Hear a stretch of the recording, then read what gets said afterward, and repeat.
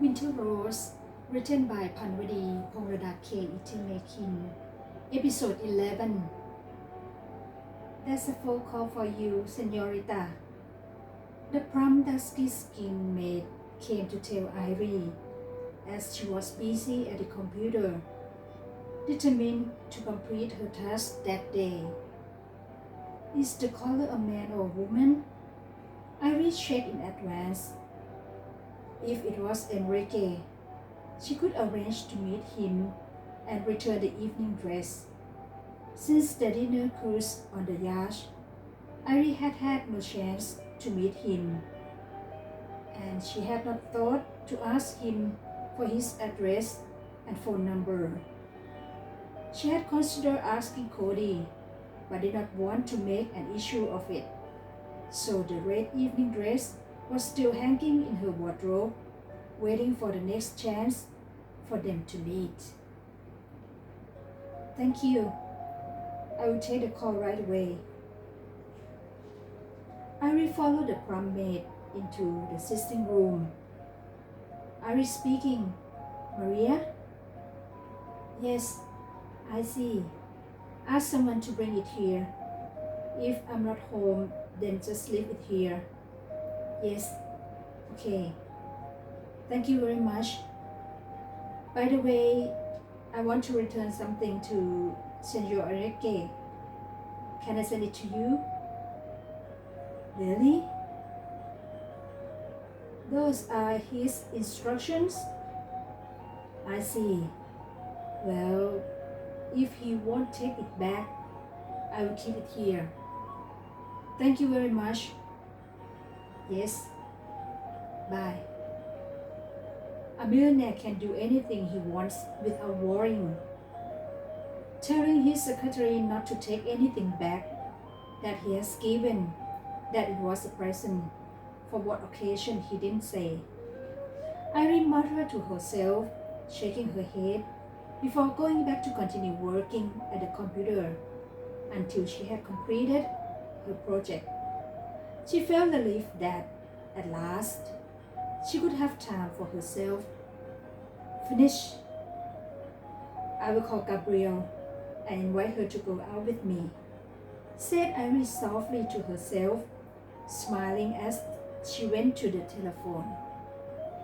The next day, Gabrielle came over to pick Irie up and then drove her along the coastal road so she could enjoy the view across the beach and sea in the soft morning light. Under one of the trees lining the beach, there was a stall from which a black-skinned man standing barefooted on the sand was selling local beer in paper cups and fresh coconut juice to gringos, the tourists from around the world who had come to simple Rio's charms. On Saturdays, parents bring their children to this beach. Gabrielle commented.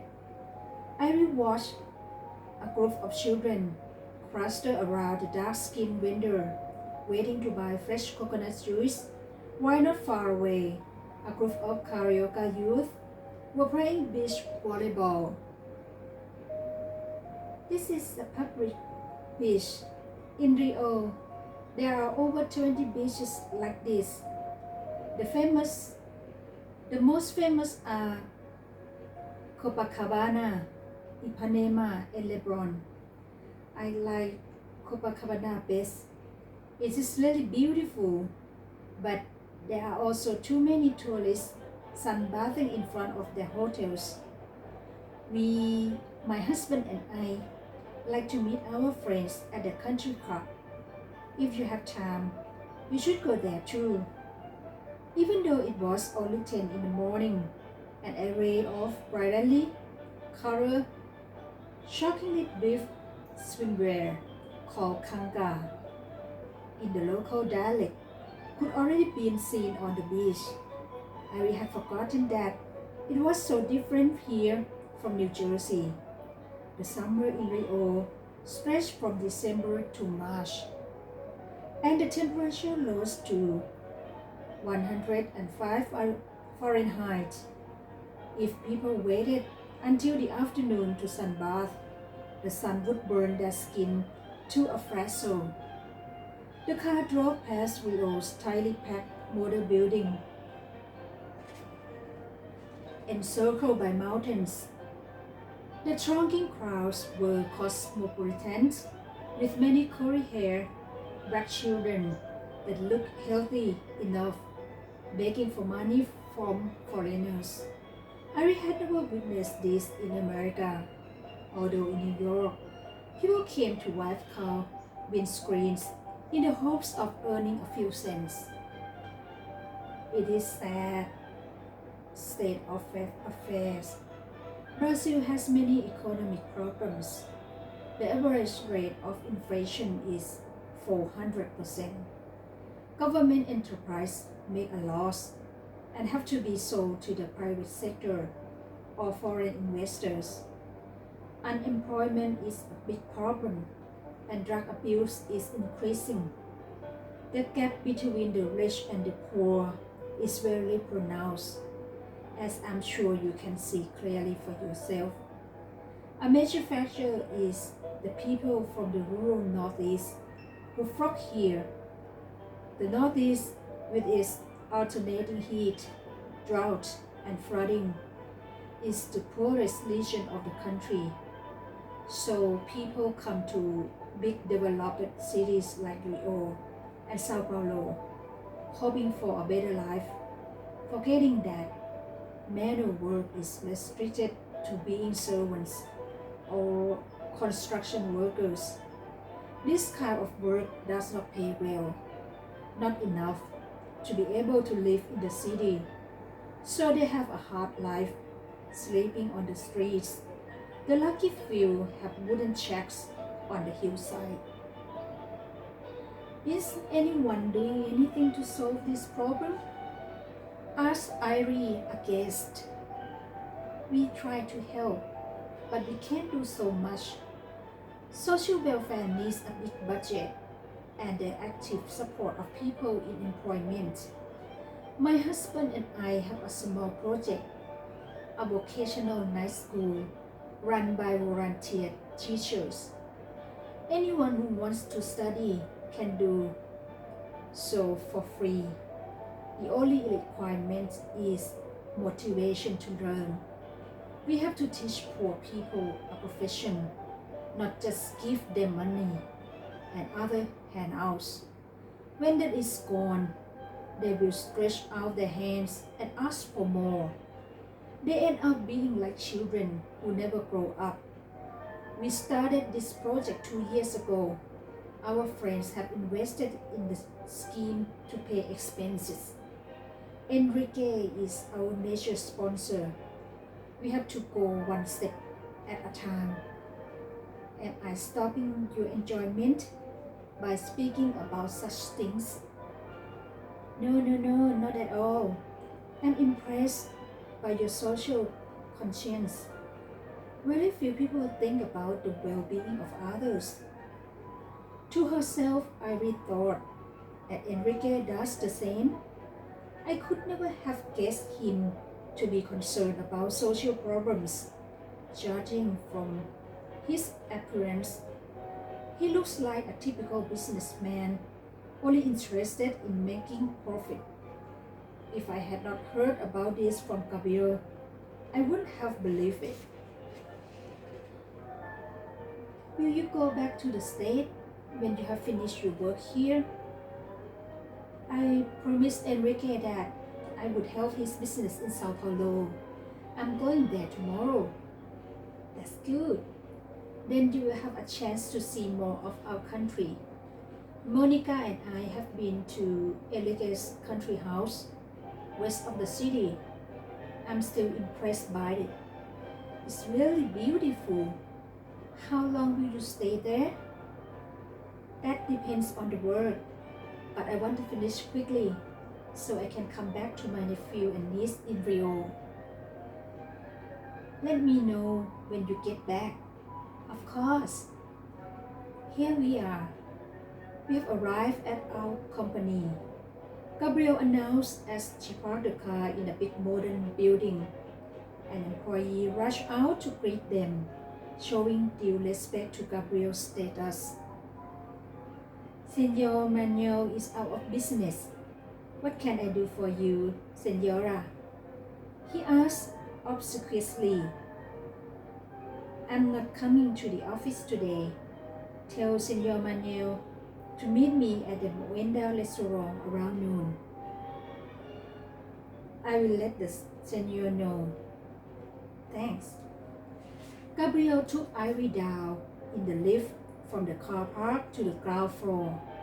They walked along hand in hand, glancing at the modern shops on both sides of the road. The name above one clothing boutique made Irie halt in her tracks. It was the same name as on the box containing the red evening dress Enrique had given her this evening of the dinner cruise. This shop is very famous for made-to-measure evening dresses. It is known for being expensive. I come here just once in a while. Not like Monica. Remember? You met her at the club. She makes a habit of shopping here. Almost all of the beautiful Carioca women love to dress up, and the men like to ooze charm and escort beautiful women. This is what men are like here. It is in their blood. I really did not comment. People of every country had different characteristics. Americans had one style, Latinos another. It was impossible to say that one was better than the other. And her personal motto was, when in Rome, do as the Romans. However, she felt a twinge of disappointment to know that it was customary for Enrique to act like this. He had probably lost count of the number of women for whom he had bought evening dresses at this boutique. And were wives here really not concerned if their husbands spent money on other women? It was difficult to believe that. They just asked for sufficient money to spend on themselves and to create their own pleasure, expecting only that their husbands would take them to social events every now and then. Irie had made this assumption, convinced that Monica and Enrique must have a close bond. Even after they married and have a family, it is still like this? Yes, there are no exceptions. But these days, many people in Rio have graduated from overseas universities, so their habits are changing a little, like my husband or some friends in our circle. If you stay here long enough, you will observe for yourself. You still want to go in and look at the clothes? You have plenty of time. No. The things here are just the same as in fancy department stores in the States. Yes. When I want something, I fly abroad to shop. The same things are sold here at highly inflated prices. The two of them walked past the downtown area shops until they arrived at the Santa Teresa trolley station in the Petro Plaza, the head office of the Brazilian oil company. Gabriel had intended to give Irie the chance to sample the local atmosphere. However, seeing the people squashed like sardines in the trolley car, she changed her mind and hailed a taxi to take them to the Sugarloaf Mountain, Paduacuca, from where they took a cable car to the top. Gringos who came to Rio never want to miss this. For us, Carioca, it is a source of pride, Gabriel said, treasuring her heritage. As the car, containing 5 or 6 people, glided smoothly up the large cable, Iris stared down to the ground. The higher they got, the more dizzy she felt, until she decided It was better to look straight ahead. Gabriel observed her reactions, but said nothing until they came to the halfway station. Let's take a break here and go to U.S.A. Or would you prefer to go right to the summit? Gabriel inquired tactfully. Ivy glanced at the station, seeing a high-class restaurant and a cluster of souvenir shops, but she really wanted to carry on to the summit. Although she was a little dizzy, she was not actually afraid of heights. Let's carry on up.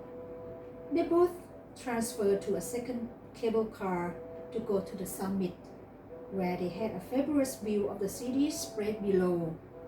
The emerald green sea, blue mountains, and bright, arching sky. When it was already well past midday by the time they retraced their steps, they took the cable car back down the mountain, then went by taxi to where they had parked the car, so Gabriel could drive Ivory to Moenda restaurant in the Trocadero building.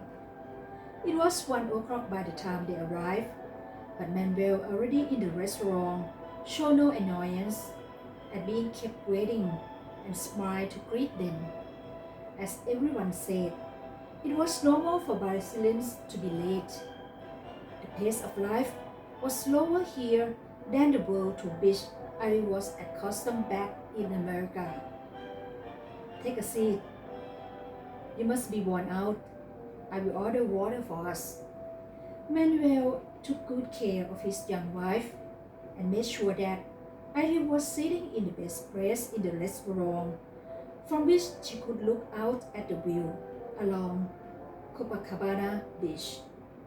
He clicked his tongue to attract the attention of the waitress, dressed in Bahian costume, a brightly patterned gathered skirt, a white blouse with frills on the sleeves, a chunky gold necklace, and beads. It's strange, thought Irie. The sound I think of as being to make people quiet. It used to get people's attention here, especially in restaurants. Irie observed guests at all the tables making this sound, and she could not help thinking how comical it would be if everyone did it simultaneously. The waitress came to the table and gave everyone a menu, asking what they would like to drink. The hot water had made them thirsty. The hot weather had made them thirsty, so they all ordered pure distilled Perrier water, hygienically bottled and free from bacteria, and imported from France. After this, Irene looked at the menu. She was at a loss as to what to order, as everything was new to her. I will have to ask you to choose for me, Gabriel, she pleaded. Gabriel spoke in Portuguese to the waitress who had come to take their order, then explained to Irie. I've ordered the most famous dish here. I don't think you have tried it before. Feijoada comprida. It is made from black beans and different kinds of meat, including sausage and ham, served with boiled rice and farofa. Good. I like eating new things. The waitress came back with a big platter, on which was a beautifully presented assortment of meat, arranged around a central cow's tongue, which she placed in the middle of the table. Irie just copied what Manuel and I do. Gabriel instructed, putting on her plate a serving of rice and farofa, flour stained yellow with a kind of oil and seasoned with salt.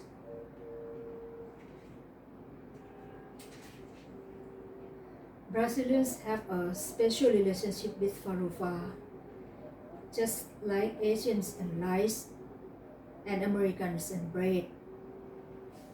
Manuel explained. Irie helped herself to the black bean side dish and tasted it. Can you eat it? Manuel asked. Delicious, Irie replied. When she noticed that her friend was enjoying the food, Gabriel hurried to explain. Our cuisine is influenced by the Habahians, Africans that were brought over here in slavery at the birth of our country. They brought with them their own spice to cultivate, and so their food culture infiltrated that of their Portuguese masters, along with already existing Indian influence. This developed into real Brazilian food, strongly flavored and colorful. I'm glad that you can eat it. Some friends who visit us return home thin as they can't eat the food here. I won't have that problem, I'm sure. Laughed Irie. It's lucky that you aren't fat, not like me. I have to be careful all the time about what I eat.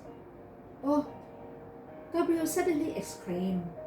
Is that Enrique dining with Monica and her son? Irie and Manuel both turned to stare at the table that Gabriel had indicated. She saw Enrique spoon-feeding a little boy, no more than 4 years old, who was acting babyish. It looks as if there will soon be good news, Gabriel whispered to her husband happily. Irie did not understand what Gabriel meant, but was tactful enough not to ask what she wanted to know. What good news? She herself was confused by her own feelings at the moment. Aren't you going to say hello to your friend? Gabriel asked her husband. I think he wants the privacy. Excuse us for talking about other people, said Gabriel, turning to Irie. But I can't help feeling good seeing our own friends' happiness. Monica and Enrique have been in love since they were kids. When they grew up, Monica followed Enrique to study in America. We were all shocked when she married an American guy, not Enrique. However, before long, we heard that they had divorced. Monica brought her son back to live in Rio, and Enrique returned to set up his company. Then he dated Monica as before. All their friends want them to marry. Gabriel's face reflected her happiness as she spoke. My wife is always playing Cupid for them. Well, they are my close friends. I want them to live happily ever after. I thought back to the time, several years previously, when she had first seen Enrique in the cafeteria at Princeton University. He must have arranged to meet Monica there. Who knows, maybe he was even the third person in the love triangle who had caused Monica and her American friend to break up. Hadn't Enrique told himself that when he wanted something, he must have it? He must have done everything in his power to get back the heart of his old lover. Irie thought hating him in her heart. However, she did not show any of her feelings to Gabriel and Manuel, lowering her face to drink the tea, which had been served, and making general comments about the weather. Manuel told the waiter to bring the bill, turning to explain to Irie. The custom is different here to America. We regard it as impolite if the waiter brings the bill before we have asked for it. Waiters understand this and refrain from doing so. When they had paid, Irie saw Manuel giving the thumbs up sign to the waiter to signify his thanks and that everything was in order. according to the Brazilian custom, before leading the two ladies out of the restaurant, trying to avoid the table where Enrique and Monica were still eating. Outside the MamLada restaurant, Manuel and Gabriel took Ivy to watch an annual festival on the beach in front of the hotel. The road had been closed to enable the karaoke wearing fancy dress to walk in the parade or to dance the samba in the middle of the road and on the beach. This tradition was exclusive to the dark-skinned inhabitants of the country, who form the lowest social strata. Usually this festival takes place every year in February or March.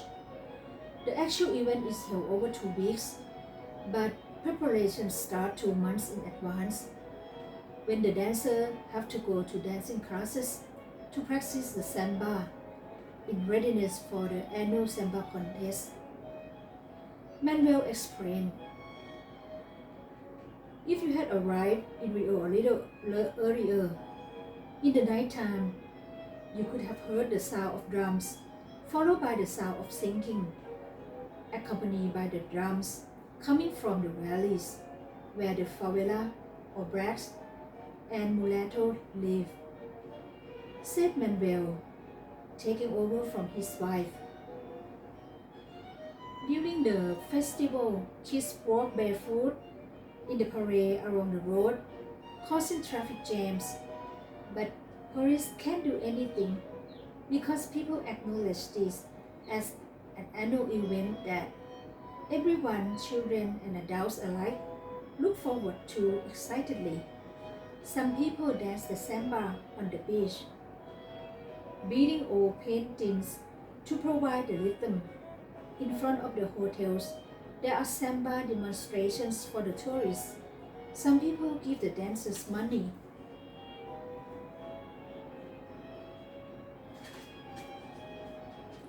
Irie focused her attention on the people in the parade, wearing fancy dress.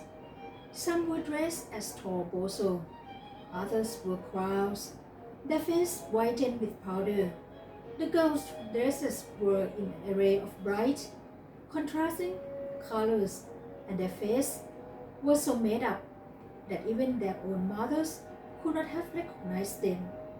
Some were dressed as Marilyn Monroe, the famous American sex goddess who passed away a long time ago.